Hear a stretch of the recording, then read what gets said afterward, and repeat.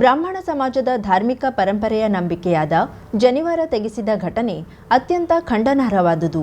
ಸರ್ಕಾರ ನೈತಿಕ ಹೊಣೆ ಹೊತ್ತು ಸಮಾಜದ ಕ್ಷಮೆ ಕೇಳಬೇಕು. ಬ್ರಾಹ್ಮಣರು ಶಾಸ್ತ್ರ ಹೇಳಲು ಬಲ್ಲರು, ಅನಿವಾರ್ಯ ಬಂದರೆ ಶಸ್ತ್ರ ಹಿಡಿಯಲು ಬಲ್ಲರು ಎಂದು ಸಮಾಜದ ಪ್ರಮುಖ ಹಿರಿಯ ಪತ್ರಕರ್ತ ಹರಿಪ್ರಕಾಶ್ ಕೋಣೆಮನೆ ಹೇಳಿದರು.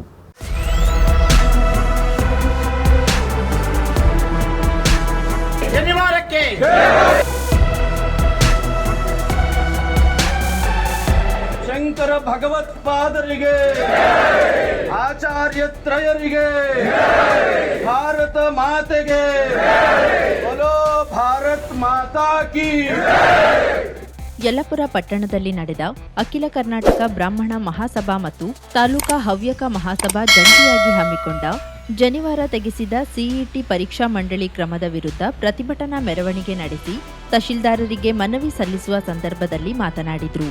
ದೇಶಕ್ಕೆ ಸನ್ಮಾರ್ಗ ತೋರುತ್ತಾ ಸರ್ವಜನೋ ಸುಖಿನೋ ಭವಂತು ಎಂಬ ಸಾತ್ವಿಕ ಪರಂಪರೆ ಹೊಂದಿರುವ ಪವಿತ್ರ ಬ್ರಾಹ್ಮಣ ಸಮಾಜದವರು ಸದಾ ಜಗತ್ತಿನ ಒಳಿತನ್ನ ಬಯಸುವವರು ಎಂದರು. ಇದು ಸಾತ್ವಿಕವಾದಂತಹ ಪ್ರತಿಭಟನೆ ಕರ್ನಾಟಕದ ಉದ್ದಗಲಕ್ಕೂ ಕೂಡ ನಡೀತಾ ಇದೆ. ಆಕ್ರೋಶ ಮಡುಗಟ್ಟುತ್ತಾ ಇದೆ. ಇದರ ಕಟ್ಟೆ ಒಡೆದರೆ ಯಾರೂ ಕೂಡ ತಡೆಯೋದಕ್ಕೆ ಸಾಧ್ಯ ಇಲ್ಲ ಅಂತ ನಾನು ಹೇಳೋದಕ್ಕೆ ಬಯಸ್ತೇನೆ. ತಾಲೂಕಾ ಹವ್ಯಕ ಮಹಾಸಭಾ ಅಧ್ಯಕ್ಷ ಡಿ ಶಂಕರ್ ಭಟ್ ಮಾತನಾಡಿ, ಜನಿವಾರ ಎಂಬುದು ಋಷಿ ಮುನಿಗಳು ಭಾರತಕ್ಕೆ ಕೊಟ್ಟ ಪವಿತ್ರ ಕೊಡುಗೆ ಮತ್ತು ಅದು ನಮ್ಮ ಪರಂಪರೆಯ ಪ್ರತೀಕ. ಅದನ್ನ ತೆಗೆಸುವ ಹೇಯ ಕೃತ್ಯಕ್ಕೆ ಕೈಹಾಕಿದವರನ್ನ ಕೆಲಸದಿಂದ ವಜಾಗೊಳಿಸಬೇಕು. ಧೈರ್ಯವಾದ ಮನೋಭೂಮಿಕೆಯಲ್ಲಿ ನಾವೆಲ್ಲ ಬಂದಿದ್ದೇವೆ. ಇವತ್ತು ಜನಿವಾರ ಎನ್ನುವಂತಹದ್ದು ನಮ್ಮ ಬ್ರಾಹ್ಮಣ್ಯರ ಸಿದ್ಧಾಂತದ ನೆಲೆ. ಋಷಿ ಮುನಿಗಳೆಲ್ಲ ಈ ಸಮಾಜಕ್ಕಾಗಿ ದೇಶಕ್ಕಾಗಿ ಕೊಟ್ಟಂತ ದೊಡ್ಡ ಕೊಡುಗೆ ಯಾವುದು ಅಂತಂದ್ರೆ ಜನಿವಾರ. ಸಹಜವಾಗಿ ನಮ್ಮದಾದಂತಹ ಕರ್ತವ್ಯವನ್ನು ನಾವು ಮಾಡಬೇಕು. ಆ ದುರ್ವರ್ತನೆಯನ್ನು ಖಂಡಿಸುವುದೇ ನಮ್ಮ ಮೂಲ ಉದ್ದೇಶ. ಸಮುದಾಯದ ಹಿರಿಯ ಪ್ರಮೋದ್ ಹೆಗಡೆ ಮಾತನಾಡಿ, ಇದು ಆರಂಭದ ನಡೆಯಾಗಿದೆ. ಮುಂದೆ ಹಿಂದೂ ಸಮಾಜದ ಹೆಣ್ಣು ಮಕ್ಕಳ ಕುಂಕುಮ ಪವಿತ್ರ ತಾಳಿ ತೆಗೆಸಲು ಹಿಂಜರಿಯುವುದಿಲ್ಲ. ಧರ್ಮದ ಮೇಲಿನ ದಬ್ಬಾಳಿಕೆಯ ಮತ್ತೊಂದು ಹೆಜ್ಜೆ. ಬ್ರಾಹ್ಮಣರ ನೈತಿಕ ಶಕ್ತಿ ಕುಂದಿಸಲು ಜನಿವಾರ ತೆಗೆಸುವ ಕೃತ್ಯಕ್ಕೆ ಕೈ ಹಾಕಿದ್ದಾರೆ. ಇದು ಖಂಡನೀಯ ಎಂದರು. ಇದನ್ನೇ ಹೀಗೆ ಬಿಟ್ಟರೆ ಇನ್ನೊಂದು ಸ್ವಲ್ಪ ತಿಂಗಳಲ್ಲಿ ಅಥವಾ ಸ್ವಲ್ಪ ದಿವಸಗಳಲ್ಲಿ ನಮ್ಮ ತಾಯಂದಿರು ಯಾರು ಕುಂಕುಮವನ್ನು ಇಟ್ಟುಕೊಳ್ಬಾರದು, ಕರಿವೀಣೆಯನ್ನು ತೆಗೆದು ಹಾಕಬೇಕು ಅನ್ನುವಂಥದ್ದು ತಂದು ಬಂದು ನಿಲ್ಲಿಸಿದ್ರೂ ಸಹಿತ ಆಶ್ಚರ್ಯ ಇಲ್ಲ. ಇದಕ್ಕೂ ಮೊದಲು ಪಟ್ಟಣದ ಅಂಬೇಡ್ಕರ್ ವೃತ್ತದಿಂದ ಘೋಷಣೆಗಳನ್ನ ಕೂಗುತ್ತಾ ಮೆರವಣಿಗೆ ಮೂಲಕ ತಹಶೀಲ್ದಾರ್ ಕಚೇರಿಯಲ್ಲಿ ಜಮಾವಣೆಗೊಂಡು ಮನವಿ ಸಲ್ಲಿಸಿದ್ರು. ನಮಗೆಲ್ಲರಿಗೂ ವಿಷವಾದಂತಹ ಘಟನೆ ಶಿವಮೊಗ್ಗ, ಬೀದರ್ ಮತ್ತು ಧಾರವಾಡಗಳಲ್ಲಿ ಬ್ರಾಹ್ಮಣ ವಿದ್ಯಾರ್ಥಿಗಳಿಗೆ ಜನಿವಾರ ತೆಗೆಸಿ ಕತ್ತರಿಸಿದ ಘಟನೆ ಅತ್ಯಂತ ಹೇಯವಾದುದು. ಹವ್ಯಕ ಸಮುದಾಯದವರೇ ಆದ ಯಲ್ಲಪುರ ವಿಧಾನಸಭಾ ಕ್ಷೇತ್ರದ ಶಾಸಕ ಶಿವರಾಮ್ ಹೆಬ್ಬಾರ್ ಅನ್ಯ ಕಾರ್ಯಕ್ರಮ ನಿಮಿತ್ತ ಪ್ರತಿಭಟನೆ ಮೆರವಣಿಗೆಗೆ ಬರಲಾಗದ ಹಿನ್ನೆಲೆಯಲ್ಲಿ ಬೆಂಬಲ ಸೂಚಿಸಿದ ಪತ್ರವೊಂದನ್ನ ಕಳುಹಿಸಿದ್ರು. ಅದನ್ನ ಡಾಕ್ಟರ್ ರವಿ ಭಟ್ ಬರಗದ್ದೆ ಸಭೆಗೆ ಓದಿ ತಿಳಿಸಿದ್ರು. ಬ್ರಾಹ್ಮಣ ವಿದ್ಯಾರ್ಥಿ ಸಿಇಟಿ ಪರೀಕ್ಷೆ ಬರೆಯುವಂತಹ ಕಾಲದಲ್ಲಿ ಜನಿವಾರ ತೆಗೆಸಿದ ಪ್ರಕರಣ ವಿರುದ್ಧದ ಯಲ್ಲಾಪುರ ಹವ್ಯಕ ಬ್ರಾಹ್ಮಣ ಸಮುದಾಯದ ಪ್ರತಿಭಟನೆಗೆ ನನ್ನ ಸಂಪೂರ್ಣ ಬೆಂಬಲವಿರುತ್ತದೆ.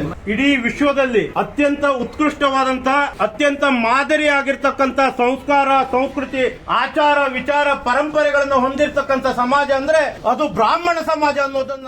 ಇದೇ ಸಂದರ್ಭದಲ್ಲಿ ಕಾಶ್ಮೀರದಲ್ಲಿ ನಡೆದ ನರಮೇಧದ ಕೃತ್ಯ ಖಂಡಿಸಿ ಮಡಿದವರ ಆತ್ಮಕ್ಕೆ ಶ್ರದ್ಧಾಂಜಲಿ ಸಲ್ಲಿಸಲು 1 ನಿಮಿಷಗಳ ಕಾಲ ಮೌನ ಆಚರಿಸಲಾಯಿತು. ತಹಶೀಲ್ದಾರ್ ಯಲ್ಲಪ್ಪ ಗೋಣೆನ್ ಅವರ ಅನುಪಸ್ಥಿತಿಯಲ್ಲಿ ಉಪ ತಹಶೀಲ್ದಾರ್ ಫರ್ನಾಂಡಿಸ್ ಮನವಿ ಸ್ವೀಕರಿಸಿದರು.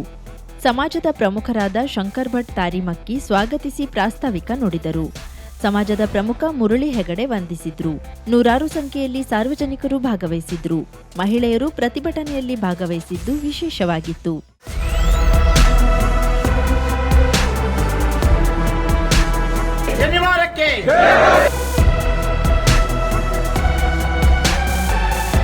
ಶಂಕರ ಭಗವತ್ಪಾದರಿಗೆ, ಆಚಾರ್ಯತ್ರಯರಿಗೆ, ಭಾರತ ಮಾತೆಗೆ, ಬೋಲೋ ಭಾರತ್ ಮಾತಾ ಕಿ. ಗೋಕರ್ಣ ಮುಖ್ಯ ರಸ್ತೆಯ ಬಸ್ ನಿಲ್ದಾಣದ ಬಳಿ ಬುಧವಾರ ಮುಂಜಾನೆ ರಸ್ತೆ ಪಕ್ಕದ ಮರದ ಬೃಹತ್ ಟೊಂಗೆ ಬೀಳುವ ಹಂತ ತಲುಪಿ ಆತಂಕ ಸೃಷ್ಟಿಸಿತ್ತು. ಕೆಳಗಡೆ ವಿದ್ಯುತ್ ತಂತಿ ಹಾಗೂ ನೂರಾರು ಜನರು ಓಡಾಡುವ ಮಾರ್ಗದಲ್ಲಿರುವ ಮಾವಿನ ಮರದ ಟೊಂಗೆ ತೀರಾ ಅಪಾಯದಲ್ಲಿತ್ತು. ಈ ಬಗ್ಗೆ ಸಾರ್ವಜನಿಕರು ಗ್ರಾಮ ಪಂಚಾಯತ್ಗೆ ತಿಳಿಸಿದ್ರು.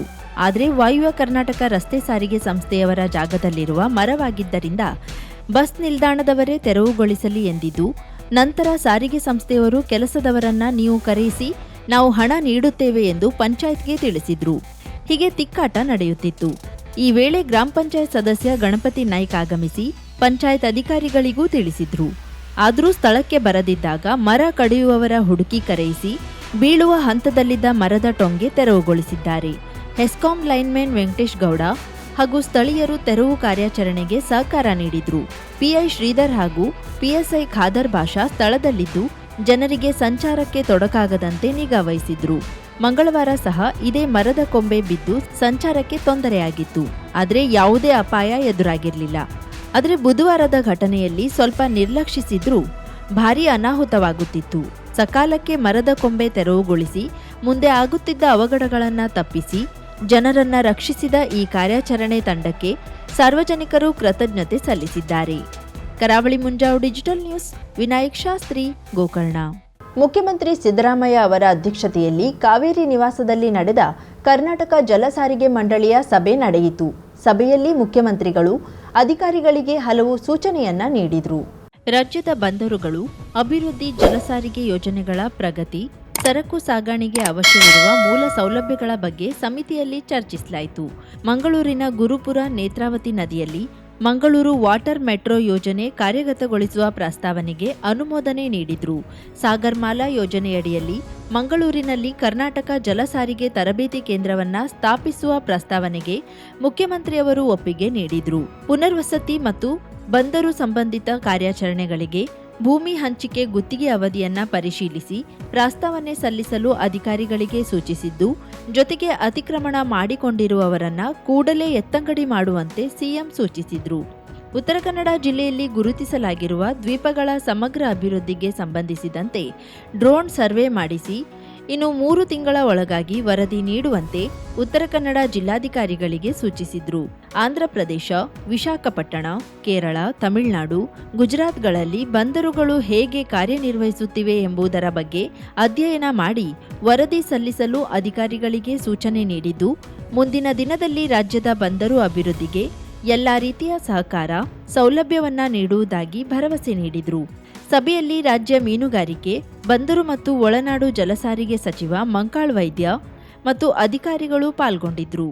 50,000ಕ್ಕೂ ಅಧಿಕ ಸಬ್ಸ್ಕ್ರೈಬರ್ಸ್, 1.68 ಕೋಟಿಗೂ ಮೀರಿದ ವ್ಯೂಸ್, ಸುದ್ದಿಯೊಂದು 10 ಲಕ್ಷಕ್ಕೂ ಹೆಚ್ಚು ವ್ಯೂಸ್ ಕಂಡ ಹೆಗ್ಗಳಿಕೆ, ವಸ್ತುನಿಷ್ಠ ಮತ್ತು ಖಾತ್ರಿಯಾದ ವರದಿಗಾರಿಕೆ, ಉತ್ತರ ಕನ್ನಡದ ಅತಿ ಹೆಚ್ಚು ಸಬ್ಸ್ಕ್ರೈಬರ್ ಹೊಂದಿರುವ ಯೂಟ್ಯೂಬ್ ಚಾನೆಲ್ ಕರಾವಳಿ ಮುಂಜಾವು ಡಿಜಿಟಲ್ ವೀಕ್ಷಕರಿಗೆ ಧನ್ಯವಾದ.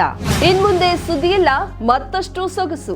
ನಿಮ್ಮಲ್ಲಿಯ ಸಭೆ ಸಮಾರಂಭ, ಅಂಗಡಿ ವ್ಯಾಪಾರ ಮಳಿಗೆಯ ಸಹಕಾರಿ ಸಂಸ್ಥೆಯ ಶುಭಾರಂಭದ ಕಾರ್ಯಕ್ರಮಗಳ ವಿಸ್ತೃತ ವಿಡಿಯೋ ಸುದ್ದಿ ಸಂಪರ್ಕಿಸಿ ನಮ್ಮ ಕರಾವಳಿ ಮುಂಜಾವು ಡಿಜಿಟಲ್ ಪ್ರತಿನಿಧಿಗಳನ್ನ.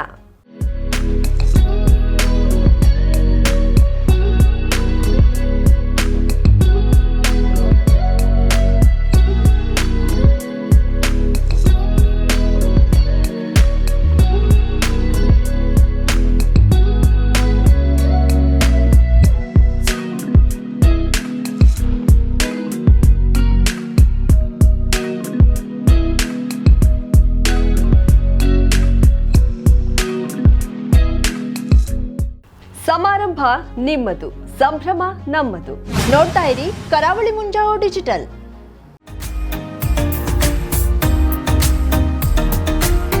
ಮಿಲನ್ ಎಂಟರ್ಪ್ರೈಸಸ್ ಬೃಹತ್ ಎಲೆಕ್ಟ್ರಾನಿಕ್ ಹಾಗೂ ಫರ್ನಿಚರ್ ಮಳಿಗೆ. ಉತ್ತರ ಕನ್ನಡ ಜಿಲ್ಲೆಯಲ್ಲೇ ಅತಿ ಹೆಚ್ಚು ಮಳಿಗೆಗಳನ್ನ ಹೊಂದಿರುವ, ಅತಿ ಹೆಚ್ಚು ಸಂತೃಪ್ತ ಗ್ರಾಹಕರನ್ನ ಹೊಂದಿರುವ ಮೂಲಕ ಹೆಗ್ಗಳಿಕೆಗೆ ಪಾತ್ರವಾಗಿರುವ ಏಕೈಕ ಸಂಸ್ಥೆ ಮಿಲನ್ ಎಂಟರ್ಪ್ರೈಸಸ್. ನಮ್ಮ ಮಳಿಗೆಗಳಲ್ಲಿ ಪ್ರಸಿದ್ಧ ಕಂಪನಿಗಳ electronic refrigerator, washing machine, LED TV, ಎಸಿಗಳು ಲಭ್ಯ. ಭಾರತದ ಕರಾವಳಿ ಹವಾಮಾನಕ್ಕೆ ಹೊಂದಿಕೊಳ್ಳುವ ನಂಬರ್ 1 ಬ್ರ್ಯಾಂಡ್ ಆದ ಗೋದ್ರೇಜ್ ಕಂಪನಿಯ ಕಪಾಟು, ಆಫೀಸ್ ಟೇಬಲ್, ಆಫೀಸ್ ಚೇರ್, ಬ್ಯಾಂಕ್ಗಳಿಗೆ ಹಾಗೂ ಚಿನ್ನದ ಅಂಗಡಿಗಳಿಗೆ ಬೇಕಾಗುವ ಸೇಫ್ ಲಾಕರ್ಗಳು ಅತಿ ಕಡಿಮೆ ಬೆಲೆಯಲ್ಲಿ ಲಭ್ಯವಿದೆ. Teak wood sofa set, wooden dining table ಹಾಗೂ ಗ್ರಾಹಕರಿಗೆ ಬೇಕಾಗುವ ಅಳತೆಯಲ್ಲಿ ನಿಮ್ಮ ಮನೆಗೆ ಹೊಂದಿಕೊಳ್ಳುವ ಹಾಗೆ ಫರ್ನಿಚರ್ ಗಳನ್ನ ಮಾಡಿಕೊಡಲಾಗುವುದು. ಕಸ್ಟಮೈಸ್ಡ್ ಕಿಚನ್, ವಾರ್ಡ್ರೋಬ್ ಗಳನ್ನ ಅತಿ ಹೆಚ್ಚು ವರ್ಷಗಳ ಕಾಲ ಬಾಳಿಕೆ ಬರುವ ಹಾಗೆ ವಾರಂಟಿಯೊಂದಿಗೆ ಮಾಡಿಕೊಡಲಾಗುವುದು. ನಮ್ಮಲ್ಲಿ ಡ್ಯೂರಾಫ್ಲೆಕ್ಸ್, ಗೋದ್ರೇಜ್ ಕಂಪನಿಯ memory foam mattress, orthopedic mattress, spring ಮ್ಯಾಟ್ರೆಸ್ಗಳು ಕಡಿಮೆ ಬೆಲೆಯಲ್ಲಿ ಲಭ್ಯ. ವಿವಿಧ ಕಂಪನಿಗಳ ನವೀನ ಮಾದರಿಯ ಮಿಕ್ಸರ್, ಗ್ರೈಂಡರ್, ಫ್ಯಾನ್, ಕುಕ್ಕರ್, ತವಾ, ಫ್ಲಾಸ್ಕ್, ಮೈಕ್ರೋ ಓವೆನ್ಗಳು ಲಭ್ಯವಿದೆ. 0% ಬಡ್ಡಿಯೊಂದಿಗೆ ಸ್ಥಳದಲ್ಲಿಯೇ ಬಜಾಜ್ ಫೈನಾನ್ಸ್ನಿಂದ ಸಾಲ ಸೌಲಭ್ಯವಿದೆ. ಮಿಲನ್ ಎಂಟರ್ಪ್ರೈಸಸ್ ನಲ್ಲಿ ಖರೀದಿ ಮಾಡುವ ಗ್ರಾಹಕರಿಗೆ ಡಿಸ್ಕೌಂಟ್ ಮತ್ತು ಗಿಫ್ಟ್ ಜೊತೆಗೆ ಪ್ರತಿ 2,000 ರೂಪಾಯಿಗಳ ಖರೀದಿಗೆ ಒಂದು ಬಂಪರ್ ಲಕ್ಕಿ ಡ್ರಾ ಕೂಪನ್ ನೀಡಲಾಗುವುದು. ಈ ಲಕ್ಕಿ ಡ್ರಾನಲ್ಲಿ 7 ಲಕ್ಷದವರೆಗೆ ಬಹುಮಾನ ಗೆಲ್ಲುವ ಅವಕಾಶ ನಿಮ್ಮದಾಗಿರುತ್ತದೆ. ಲಕ್ಕಿ ಡ್ರಾದಲ್ಲಿ 1 ಕಾರ್, 2 ಬೈಕ್ ಮತ್ತು ರೆಫ್ರಿಜಿರೇಟರ್, ವಾಷಿಂಗ್ ಮಷಿನ್ ಸೇರಿದಂತೆ 30 ಲಕ್ಕಿ ಗ್ರಾಹಕರಿಗೆ ಬಹುಮಾನ ಗೆಲ್ಲುವ ಅವಕಾಶ. ಗ್ರಾಹಕರ ಸಂತೃಪ್ತಿಗೆ ನಮ್ಮ ಮೊದಲ ಆದ್ಯತೆ ಎನ್ನುವುದು ಮಿಲನ್ ಎಂಟರ್ಪ್ರೈಸಸ್ನ ವಾಕ್ಯ. ಉತ್ತರ ಕನ್ನಡ ಜಿಲ್ಲೆಯ ನಮ್ಮ ಶೋರೂಮ್ಗಳಾದ old Mahalakshmi super market, Mulla stop ಹತ್ತಿರ, ಕಾಜುಬಾಗ್ ಕಾರವಾರ, ಅಗ್ರಿಕಲ್ಚರ್ ಆಫೀಸ್ ಎದುರುಗಡೆ ಮಾಸ್ತಿಕಟ್ಟೆ ರೋಡ್ ಹೊನ್ನಾವರ, ಸೀಮಾ ಕಾಂಪ್ಲೆಕ್ಸ್ ಹತ್ತಿರ Moni Basti main road Bhatkal, Indian bank ಎದುರು CP bazaar road Sirsi, JS building JN road Dandeli, KS building Motikeri road Haliyal. ಇಲ್ಲಿಗೆ ತಪ್ಪದೇ ಭೇಟಿ ನೀಡಿ ಸಂತೃಪ್ತರಾಗಿ.